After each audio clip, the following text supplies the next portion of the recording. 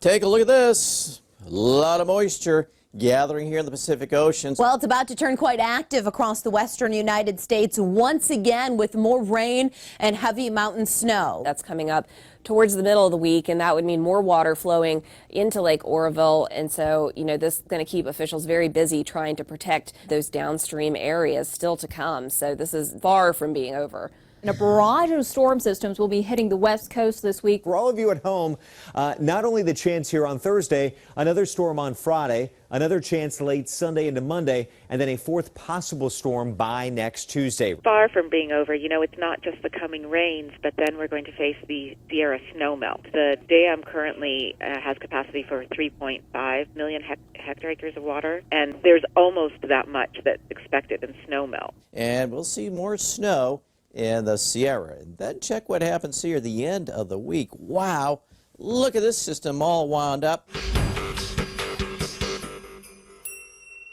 Stay cool. This is a Thor News presentation.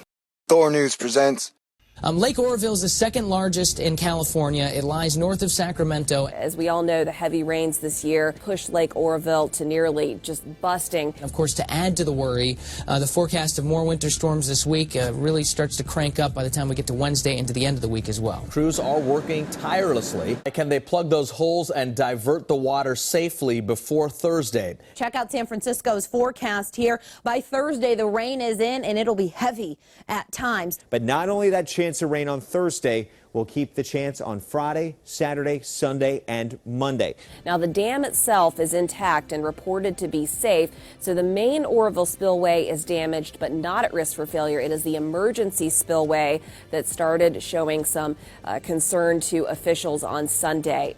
The problem is that we're talking about a natural structure as opposed to a man-made one. So there's a little bit of uncertainty there. So the way the emergency spillway works is it goes into effect when the reservoir just naturally fills up too much and the water starts coming over the lip. It has a 30-foot piece of concrete that's the top of that structure, and then it's just the hillside. So it's meant to sort of direct water for 30 feet, and then it hits the hillside and directs itself.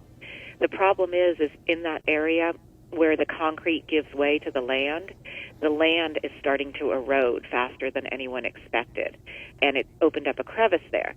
The fear is that it will undermine the integrity of that 30 feet that's directing the water, and if that goes, then the water's just coming out. It's a flood.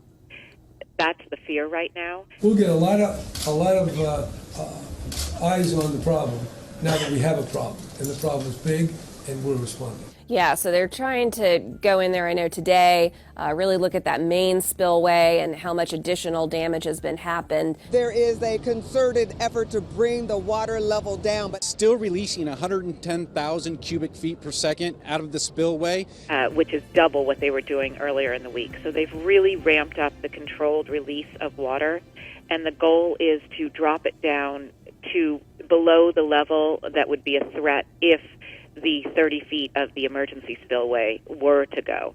So they're really trying to drain off a large portion of the lake in a controlled fashion so that we just can keep it below where a failure threat could occur. Workers in Northern California are under a feverish deadline to prevent a catastrophic spillway failure. Trucks and helicopters are racing to dump enough rocks into an eroding auxiliary spillway to stabilize it.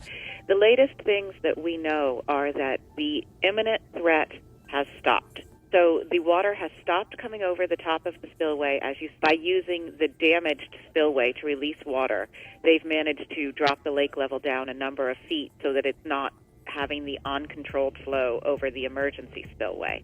So that buys everyone some time to try to figure out a fix for the damage on both the normal spillway and the emergency spillway before we get rains again later in the week. Here's a look at Futurecast. As you can see, most of that wet weather focused more for the Pacific Northwest, but the tail end of that front slamming into Northern California as we head throughout the day on Thursday. You can see off to the west, though, we've got moisture in the Pacific. This is what's going to be the next storm system that moves into the west coast Friday. If a breach were to happen, it would close down all of those roads through flooding. It's not a safe situation until they can be sure that the coming rain can be handled. The initial estimate that officials were throwing out over the weekend for fixing the damage on the main spillway was like $100 million to $200 million.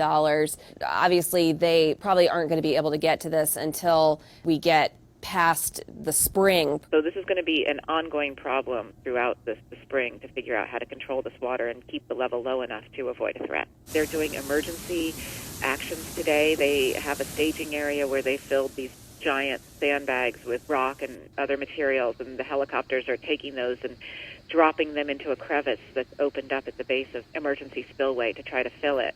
But we don't have cost estimates yet or a long-term solution about what to do there. But the fear is that then later in the week, if the dam fills up again and we're not able to release water fast enough, it would again go to the emergency spillway, and that's what they're trying to avoid. The result of the situation so far, of course, mass evacuations downstream, thousands of people who would have no homes if the auxiliary spillway were to fail. The typical thing for Yuba City is, oh, it's a boring town, there's nothing to do here. And yesterday it felt like it was a town in a movie that would be playing in some apocalyptical movie kind of thing. We did get some good news on Tuesday out of Oroville, California. The nearly 200,000 people that were evacuated. Well, at first it didn't look like they might be able to return home anytime soon, but the evacuation orders were lessened a bit on Tuesday. Basically what this means is people can return home.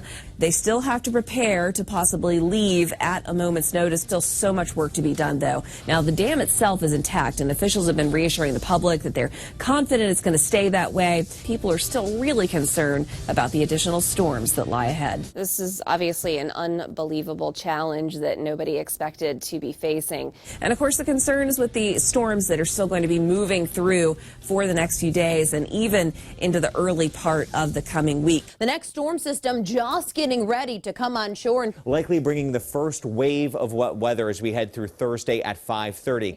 And then for the West Coast, another storm system arrives Friday. Up in the mountain passes here, snow levels high, and we'll see the return of snow. Plenty of that up in the Sierra. So this is far from being over.